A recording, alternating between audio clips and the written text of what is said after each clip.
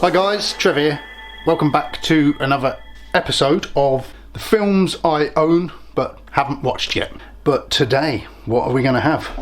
I've got my tub of movie titles here. Let's have a look. Rummagey. Have I got one? I wonder what it is. The Fog. John Carpenter's The Fog. So, horrors over here. John Carpenter's The Fog. Now, I'm going to be a bit honest, I've not really watched many John Carpenter films. So, The Fog, let's have a look.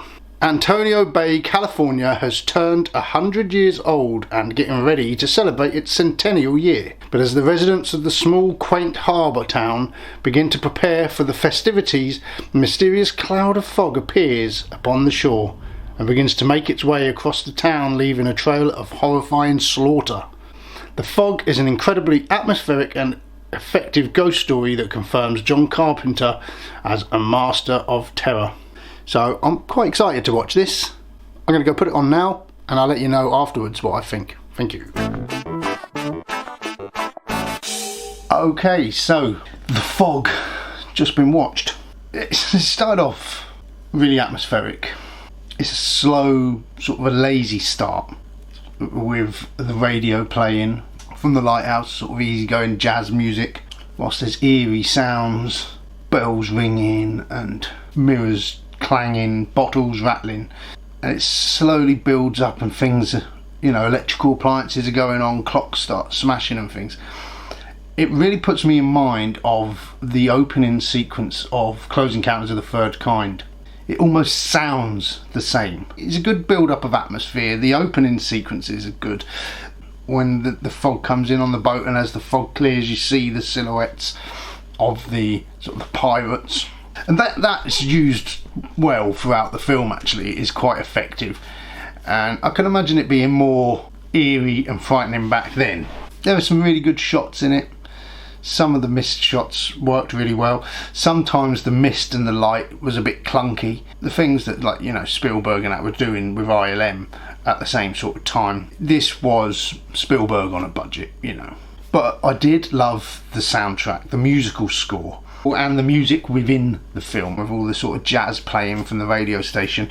And then you got John Carpenter's own score, similar to that of the Halloween score, sort of synthesized music, but it echoed the foghorn that sort of goes constantly throughout the last half of the film. You constantly hear that foghorn, and the music sort of weaves in and out of that, and I really enjoyed that. So there is a definite style with John Carpenter films, and it's a style that, you know, has earned itself a cult following.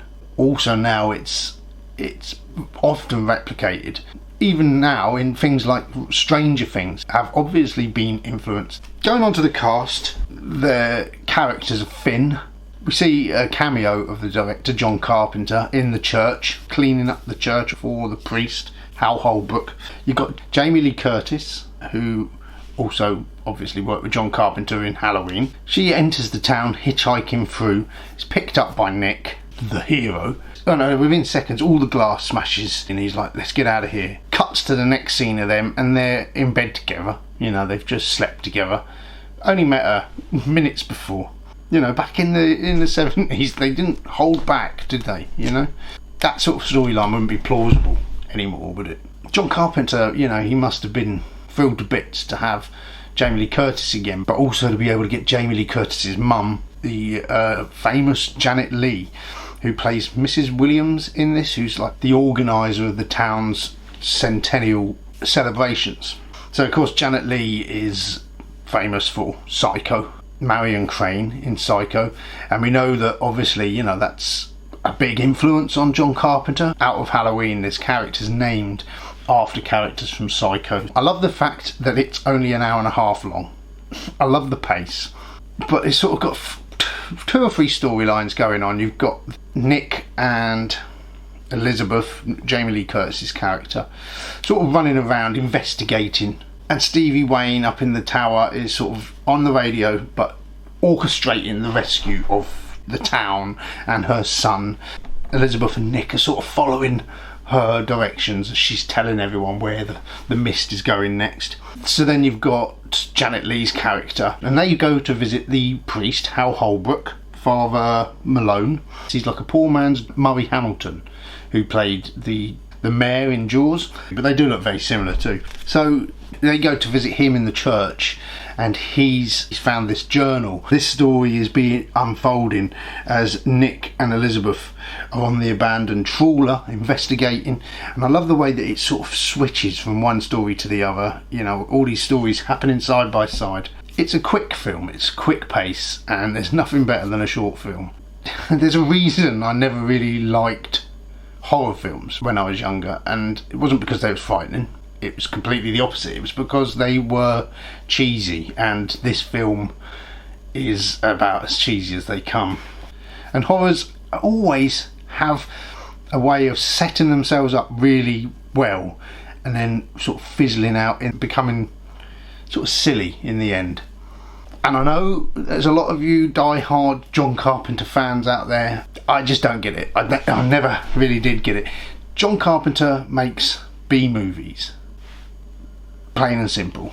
Spielberg was a B-movie maker, but he made top, high budget B-movies. And I think that Close Encounters of the Third Kind was probably more frightening than this. I think Jaws was probably more frightening than this. What is the difference? Why would this have been made for an adult audience when it's not gratuitous? Nothing is more gratuitous than the Alex Kintner scene in Jaws. But I did quite enjoy watching this. As I said, it was alright. Not my cup of tea. I'm glad I've watched it. It's been on my shelf for, I don't even know how long that's been on there. I can understand why people enjoy this sort of film. Just not for me. I like a horror that's a bit more psychological. So that's about all for that review. Thank you for listening to me waffle on, and I hope you'll join me next week when I'll go back into that box of goodies and see which will be my next film that I own that I haven't watched. I'm enjoying this. Thanks for watching. Don't forget to follow us on the podcast, and I'll see you all soon. Cheers.